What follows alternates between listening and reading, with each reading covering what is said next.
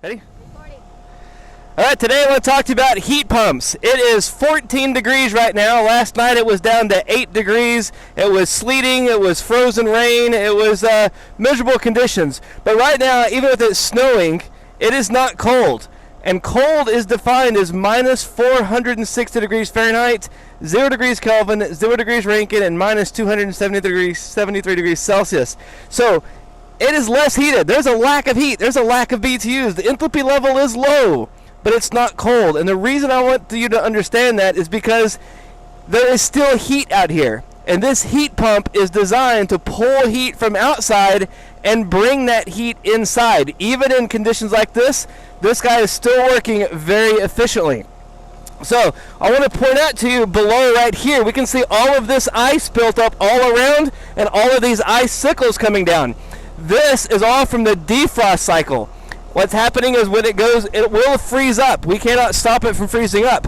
But if we have it set up correctly, when it does freeze up to a point, it will melt that ice right back off. It's going to go into defrost. It's going to borrow some heat from inside, melt the ice, and then go back into heat pump operation. When it does that, it brings on the auxiliary heat. Now, right now, due to the conditions of the weather and the insulation of this house, this is below the balance point temperature of the house. So that means it needs additional help from time to time. So we're still going to be running our heat pump, taking heat from outside, bringing it inside. The difference is we're also going to run our electric auxiliary heat to help the system out. So and that's normal. That's going to cycle on and off as it's needed automatically. We leave it on regular heat mode. So this is our heat pump, and notice there's no frost in here whatsoever. Up here, the air is significantly cooler because it's taking heat away from the air. So this is like AC. It's blowing out really low temperature air right now. So this system is set up properly. It is operating properly. We're just going to talk about a few things related to the system. Now let's talk a little bit about how I'm dressed. You're going to be working these heat pumps, or even sometimes on rooftop systems, gas furnaces, you're going to be less heated, and your mind doesn't think very clearly when you're shivering. So it's important to be warm. Don't care how you look as long as you're warm. And sometimes we'll have blizzard-like conditions where the wind is just blowing across so much it freezes your face. And at that point, I even wear ski goggles when I'm doing that. It helps protect your eyes and allows you to think clearly without your eyebrows freezing shut. I've had that happen before. And the conditions now, we're not quite there to that point, so I don't need it. But I also have this cover here that covers the lower part of my face that allows me to stay warm, and that's essential. You'll also see that I wear gloves. These aren't the warmest gloves, but they're a combination of allowing me still to be able to work with my tools and allow me to hold some heat in my hand. So these are some of the things we have to work with on heat pumps. So let's get started with this heat pump system. Some other things we want to point out about heat pumps is we want to make sure that the unit is off the ground so that it can have drainage. And here, if we look across, there's a gap over on this side, and there's actually rubber grommets or rubber isolator pads under this unit. That helps with sound vibration, but also it allows that water to go someplace during the defrost system. So now this water is freezing over here, but it's away from the unit. It's not building up on the coils. Also, as we back the camera up, I want you to look at the top of the house. And we see above the unit, there's going to be a gutter system. That's very important because the water and the icicles coming off the unit could actually freeze onto the fan and burn up fan motors. So this system is actually installed very well, very decent, and they've even gone a step above, making sure this unit's above the snow. So here's our heat pump system, and it's working in reverse, but this is still the liquid line. Refrigerant, though, is flowing this direction this time. It's flowing into a metering device, which changes it from a high-pressure subcooled liquid to the other side being a low-pressure saturated mixture. From there, we flow through what's now the evaporator coil, the outdoor coil, and we're absorbing heat from outside. So as we absorb heat from outside, we boil that refrigerant from a liquid to a vapor. We superheat the vapor. We go into a reversing valve into a compressor. After that, the compressor discharges it into the reversing valve, but now this line here is our actual discharge line. So this is high pressure. It'd be red if you looked at it in the refrigeration cycle, and the refrigerant is flowing this direction, away from the unit, towards the house. So the refrigerant is going to go inside of the house, and there we're going to have our condenser, or our indoor coil. it's going to change state from a vapor to a liquid, rejecting a massive amount of latent heat. Then we're going to subcool it. That subcooled liquid is going to come back through our liquid line. So this is going to be high pressure, and this is going to be high pressure. So what we're going to do is we're going to put our red hose or high pressure hose on this side right here. Our suction side, we're actually going to put it on the third port. So we always use, you want to lift this up a little bit. So this third port is going to be for our suction line. This is where we hook our suction gauge. This one right here isn't going to be used because our metering device is on this side. So it's reading saturated, but it's not a very accurate place to read it. So during heat pump mode on this particular brand, we're not going to use this port. We're going to be using our true suction port, and we're going to be using this for a high side because this is high temperature, high pressure, superheated vapor. That's our basics for heat pumps. We're not going to hook our gauges up on this system. It is working great right now. We're going to leave that for another time. Let's take a look at the electrical. This is an outdoor temperature sensor. It should be stuck to the unit with some tape. Over time, that comes loose. That's normal. This is our electrical components for a low voltage. This is our thermostat wiring. Inside of here, what you can see first is our start kit. We have a start capacitor and a start relay.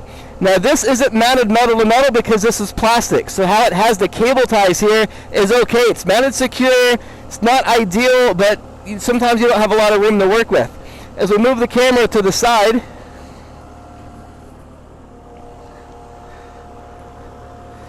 here we have our double pole contactor. We have line 1 and line 2. Here we have our double pole contact with line 1, line 2, so high voltage coming in, and our ground wire. On our contactor, we have our low voltage controls on each side, and if we look, we can see that it's pulled in. So it is pulled in, it is running right now. Then we have the output of our contactor. So up here, this is very important. This is our defrost control board. This is what's monitoring to make sure we keep this coil working correctly. The only thing high voltage on this is these two wires right here and this little relay. This shuts off the outdoor fan during defrost, so we keep the heat that we're using to actually melt the ice. Now on this control board, what I really want to point out is here, this is our defrost intervals. And we have the option at the very top being 30, and the middle being 60, and on the below being 90.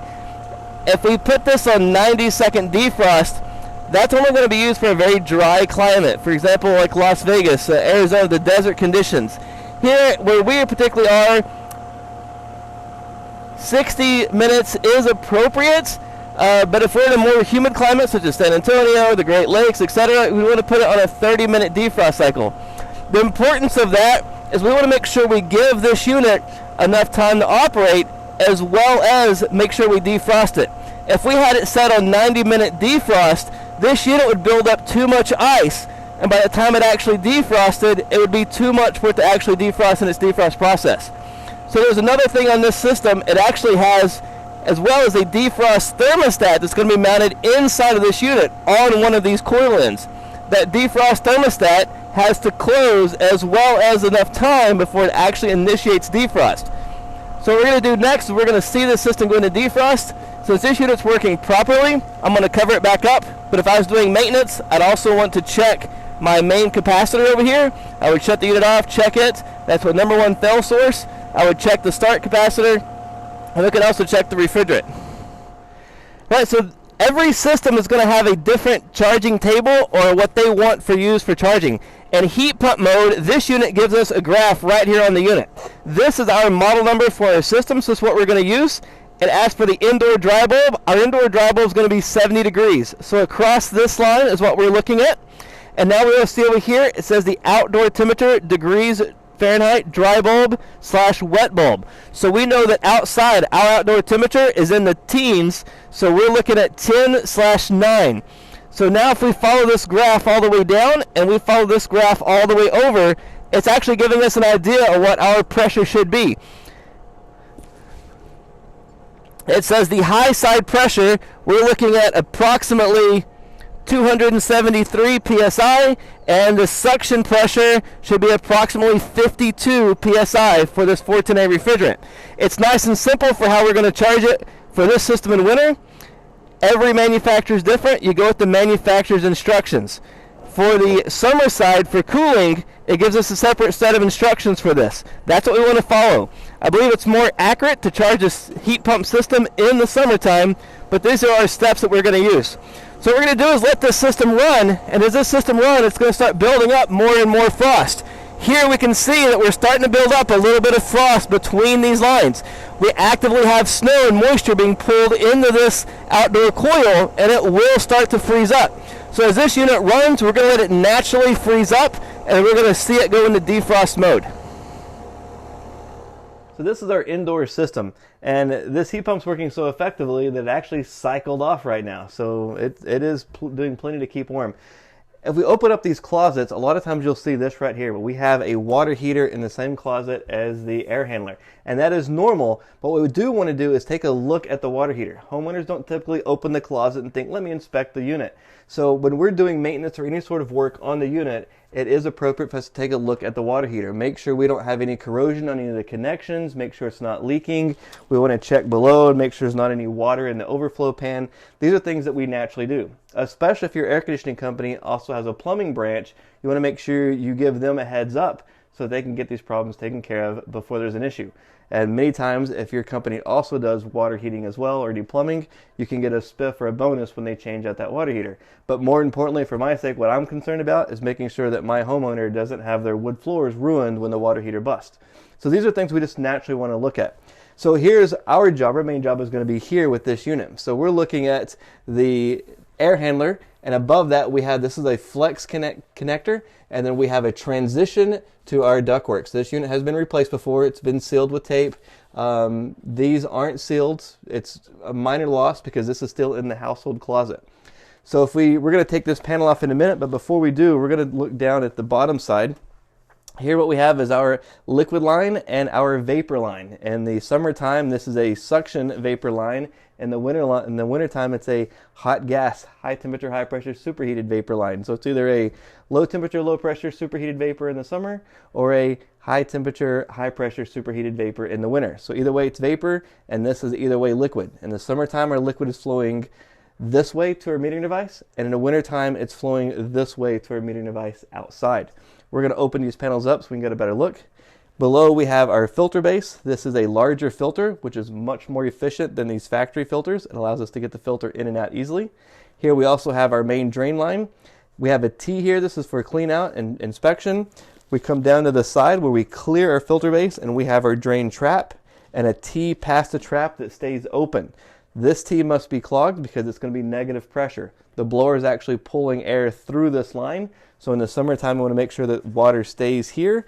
And then we also have a vent T beyond that. So if there's any low spots in that drain line, we don't end up double trapping.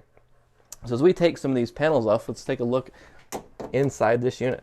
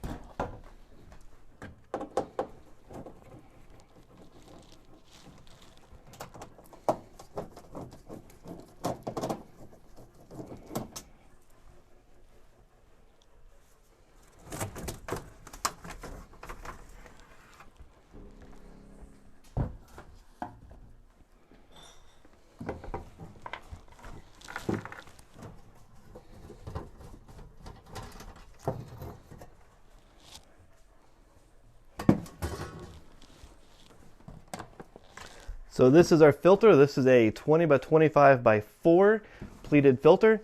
What we do is we check the bottom side of the filter, because this is our one big issue for heat pumps is airflow. And this filter has recently been changed. It's in really great shape. So we'll slide this back in. But before we slide this in, we also want to look underneath. What we'll do is take a mirror and a flashlight. We look underneath and check the condition of the coil. In this case, we can't get the camera up inside, but this coil is in pretty good shape, and the reason it's in good shape is because a good quality filter, and that filter has been replaced very often. So we're going to slide this filter back in its place.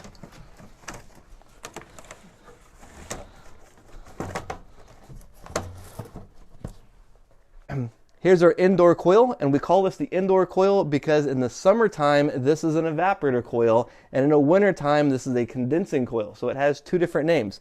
To simplify, we just call it the indoor coil.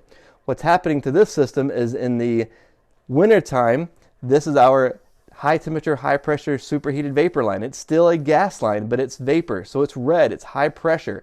The high pressure refrigerant runs into this line through these main lines here, and it distributes through the coil in multiple places. It first desuperheats, then it changes state from a vapor to a liquid. That's where most of our heat's coming from. That's latent heat. A massive amount of BTU is happening because we're changing state from the refrigerant as a vapor into a liquid. Then we subcool that liquid, and all the liquid's coming back this direction, and this is our metering device, but this metering device has an internal check valve in it. So the refrigerant goes around and through that metering device like it's not even there. So it doesn't even exist. It's going past it, bypassing it. Now this is still the liquid line, but refrigerant's flowing this direction to our outdoor metering device through our liquid line. In the summertime, it flows the opposite. Liquid refrigerant's flowing this way to our metering device. It restricts it from a high pressure liquid to a low pressure saturated mixture. My refrigerant runs into my evaporator coil in multiple different locations. Then we boil the refrigerant from a liquid to vapor, absorbing a massive amount of heat. Then we superheat the vapor. We come back through our suction line as a low temperature, low pressure, superheated vapor, a low pressure gas. So either way, this is vapor, it's gas.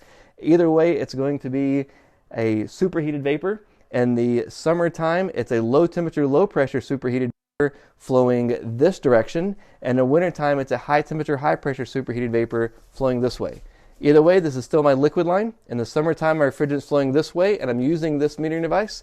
In the wintertime, I'm bypassing this metering device, and my liquid refrigerant's flowing outside. So this is our basics of a heat pump. If we take a look up a little bit higher, we have our evaporator coil. And our evaporator coil is very important because it's moving the air through the heat pump. If we don't have enough airflow through this coil, then we're going to have problems with this heat pump over pressure. It's going to be, the pressure's going to be too high, it's going to trip on safeties. So airflow is massively, massively important. On that, I want to point out this drain pan. This drain pan is an auxiliary drain pan used for if it was a horizontal installation. In other words, if it is laying sideways. My personal preference is to move this drain pan out if I'm not using it for that installation. In other words, here we're upflow. I prefer this pan to be removed so that way we're not restricting any airflow. It's a very minor detail that probably doesn't overall have a lot of effect, but that's my choice. One of the things we do notice about this heat pump, we've ended up with a lot of extra little growth in this. And that's normal for heat pumps, especially when we're pulling that moist air off of this in the summertime. We end up with a little bit of growth, and you can see it here on the wiring as well. We end up with some growth that can be taken care of during normal maintenance. So during normal maintenance, we just simply unplug my wires from my blower. We have two screws that come off. This whole blower simply slides out. We can clean it, wash it, dry it, and put it back in. So let's take a look at our electrical side of this. Here we have our two breakers because we actually have two power lines coming in. So if I need to work in this unit, I will disconnect. I will flip these off. Now I don't just want to assume that they work. I want to take this cover off and actually check voltage behind here. So that's what we're going to do.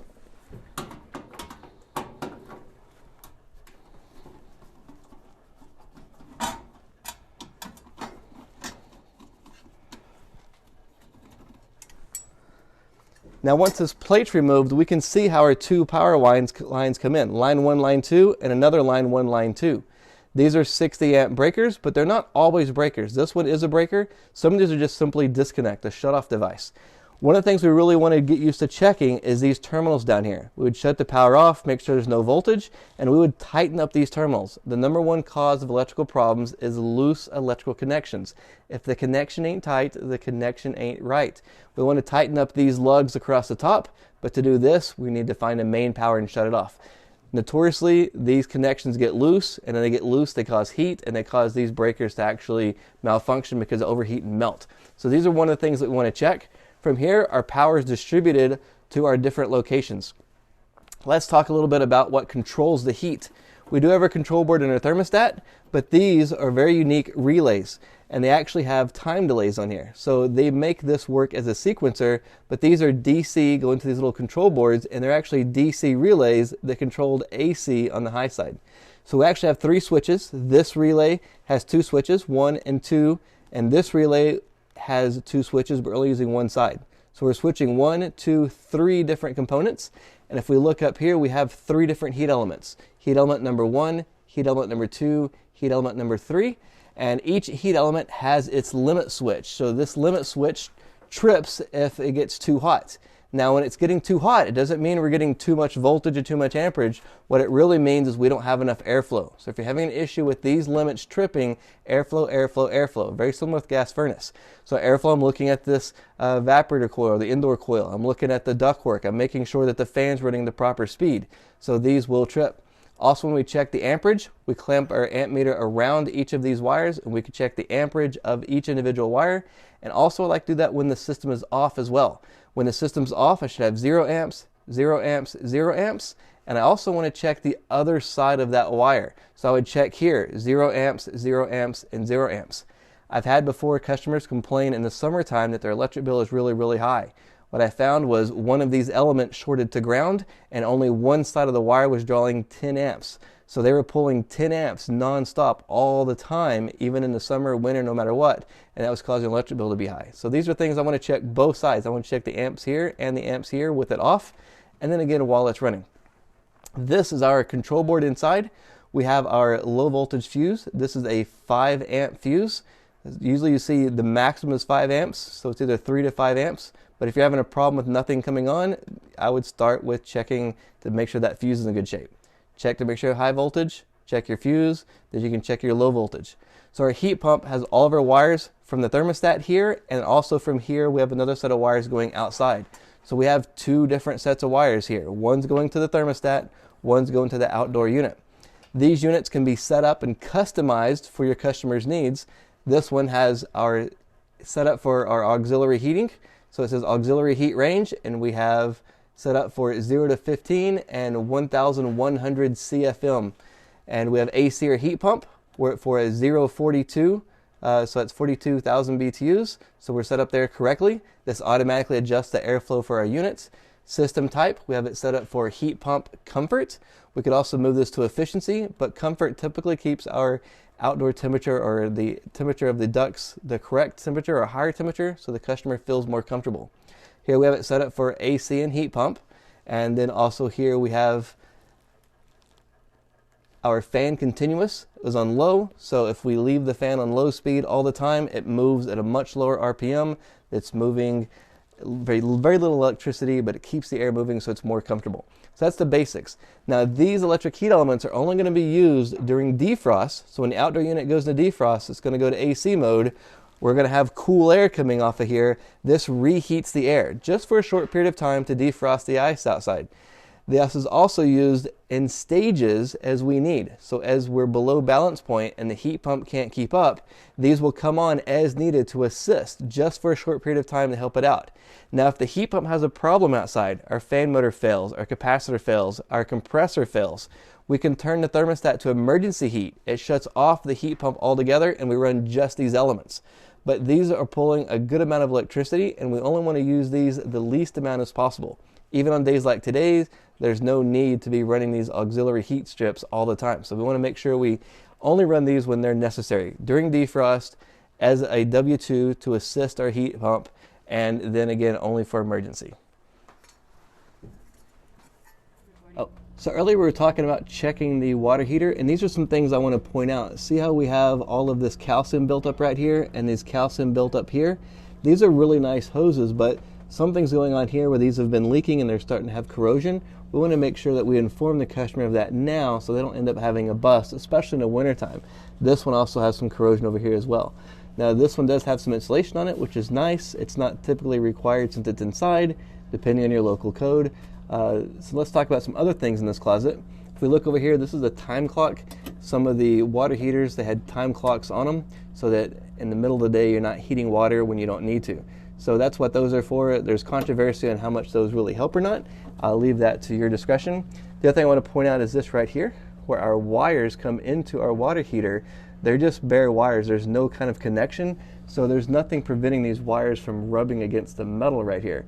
There's a connection on that side, but if we come over here to this side, we can see that just these bare wires come right up next to that. So that really needs to have a grommet, needs to have protection. This should all be protected to that point. So these are things that we want to bring up to the homeowner and make sure that they're aware of. As we look in this water heater, if we look at the bottom side, some other things we want to point out is that the drain pan, the auxiliary drain pan, has a drain line, but it's not hooked up. So if this water heater was to flood, it would just dump the water right out here into the floor. Kind of defeats the purpose of a drain pan. Here we have our drain for the water heater. It's also used for a clean out, but these plastic ones are notorious for breaking, and also these plastic ones have a very small, any of these with a 90-degree angle have a very, very small opening inside of there. So when you really need to flush this or need to use it, the calcium in the bottom clogs this up. When I install a new water heater, I always take this plug completely out and put a full-size ball valve in there so it can be flushed and it can be drained I like to have service it every year, flush it out, get all the calcium out of there, and make sure it's in good shape.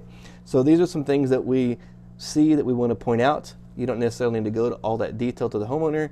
And this, since it's already been here installed, you wouldn't change this. You would only do that when it's new. And again, there's some variances on there. I'm not a plumber, but we'll edit that. All right. Some other things we notice in this closet, you'll see this many times, is a transformer sitting into a plug outlet.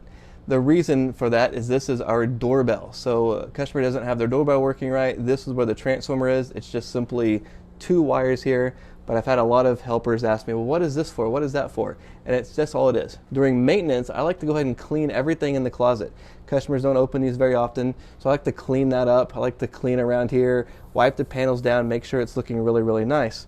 Some other important things about the closet are things such as this, the installation guides. So this covers the installation guides of our auxiliary heat kit, how it installs. When you buy this unit, it doesn't have any auxiliary heat, and you get the heat sizing that you need to match it. It comes with the installation book for the inside units, as well as the outside units, more heat kits, and even a water heater one. Now this was on the floor. I like to put it inside of a type of packet and leave that packet hanging on one of the walls. That way it doesn't get flooded when it gets wet. But this information is going to be very important, and if they installed this correctly, there should also be a checklist at the back. And on this checklist, it would have all of the running, how that system was running when it was installed. So here, nobody ever filled out this checklist. So you know, the dates, the date and time, dates, amperage, any of that stuff is not on here. Actually, this one was the warranty, so this unit was never warranted. Here we have a recording of the model number, serial number. None of this is ever filled out when the system was installed. So these are things that you want to make sure you do so the next guy coming through here can look at this information. A lot of these units come with a 10-year warranty now, but if that warranty is never registered, like this one was never registered, then that customer is really out of luck. So here we have the thermometer here. I prefer digital thermometers, however this one is already here. I don't like to put my thermometers in this type of material because it can leave a hole and cause a tear. And more importantly, their heat elements are right here. So you can get some radiant heat off your heat elements and can give you a false reading. However, what I really want to point out to you right now, it's just on heat pump without any auxiliary heat, and we're over 90 degrees. You're probably right about 95 degrees temperature. So even as less heated as it is outside, as the temperature being as low as it is outside, we're still having 95 degrees supply air. So that's really impressive. Now, where I like to put my thermometer is I'll drill a hole up here in the metal, at least 18 inches away from the heat elements, and then when I'm done with my readings, I put a plug in there. This is also where I get my pressure readings for external static pressure. So you just put a little drill hole there, put a plug in there when you're done. So that's what we have right now. Next, let's take a look at our thermostat. So here we have our digital thermostat. So this is nice because it's a programmable thermostat, but it also controls humidity as well. So really this is a thermostat that controls temperature and humidity. It's real important to control humidity, especially in summertime, because that's a big factor in comfort. So here we can see we are in heating mode, and we've raised the temperature up to 76, and it's holding and doing very well. If we had an issue with the unit working, we would press mode again and again until it came and showed EM heat, or emergency heat. Emergency heat would shut off the outdoor unit and bring on only the indoor heat elements. We only want to do that if we're having a problem with the heat pump. If we just leave this on heat like it is now, the system will bring on those auxiliary heat elements as it needs for normal operation. Evaporator. So while we're waiting for it to go into defrost, we're going to take a look at this outdoor coil, which is the evaporator right now. We can see that we're starting to get frost on here. It's not ice, this is normal operation, But soon we're going to go into defrost, and it's going to melt all this off. Another thing I want to point off, if you follow my lead over here, is I did make a mistake. When I took the door off the unit, I set the screws down and they got buried in snow. So it's a good point to make sure you keep up with the screws and you don't leave them in the ground, because it can very quickly become an issue finding where you left them. So these are little things you got to keep into account when you're working these heat pumps. So here we are on this heat pump while it's working. Everything's working beautifully. One side of the heat pump will typically get frosted up a little bit faster than the other. In this case, our snow is now coming from this direction, so this side of our heat pump's getting frosted up, whereas this side's not. Now, the longer this thing runs, the more ice that it builds up. This is why it's important to set that defrost interval correctly. If you wait for it to get too frozen, it can't defrost it in time. So we also want to check around the top to make sure we don't end up with any icicles on this very top side. This fan motor needs to run very clear and free. So if we get icicles building up inside of here, it can burn up this fan motor. If we can see, this unit's been defrosting correctly. Because we have the gutter above, we're keeping the icicles away from this and keeping it nice and dry. So what we're going to do now is we're just going to wait for it to go into a defrost cycle so you can see what's happening with that. So here we can see, as we're waiting for it to defrost, we have this little band across here, and this is starting to freeze up in this section first. So shortly this is going to start frosting up more and more through the entire coil.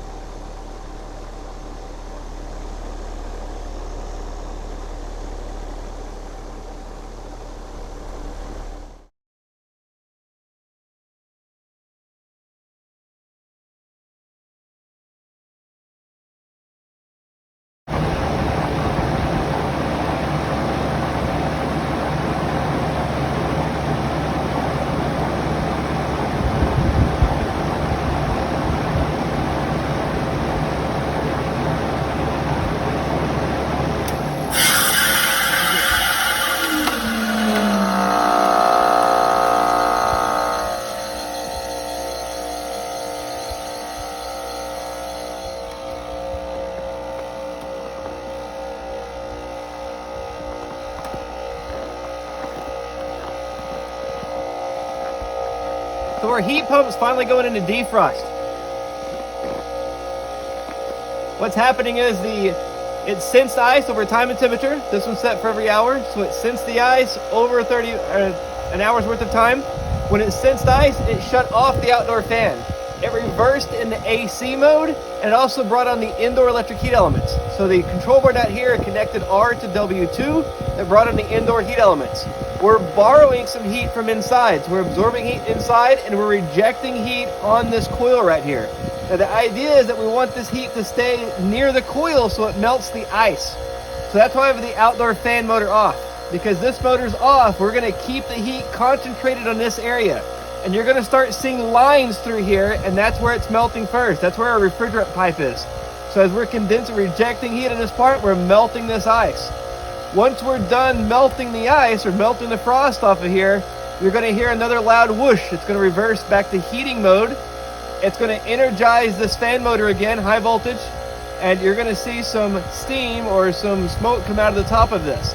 It's also going to de-energize W2 because we no longer want to be running those high dollar electric heat elements if we don't have to. So defrost, it simply does three things. Number one, it initiates over time and temperature. So these are the three things. We shut off the outdoor fan, reverse to AC mode, energize W2 inside. Then we defrost over time and temperature. Once we're defrosted, the defrost sensor is going to close.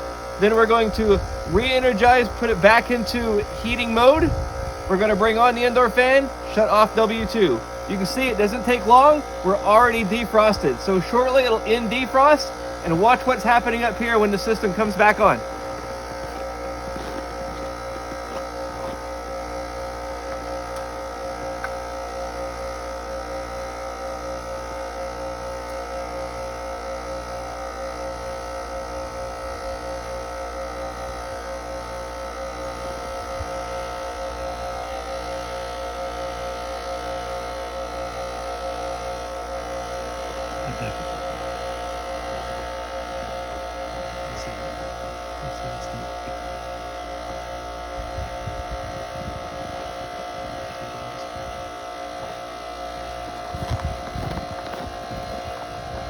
Also, we can see the water dripping off from our defrost. This is why we want to keep the bottom of this clear, so that way it's defrosting or water can run away.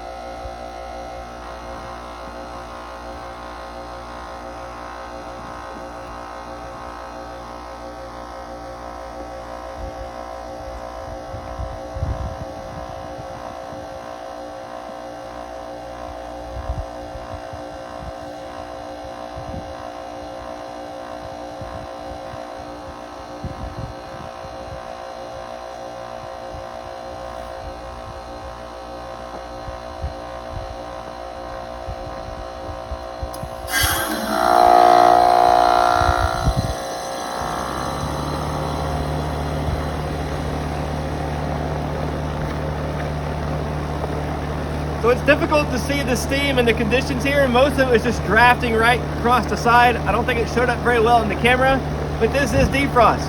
Our fan motor's back on. We've de-energized the reversing valve. It's naturally in our heating mode.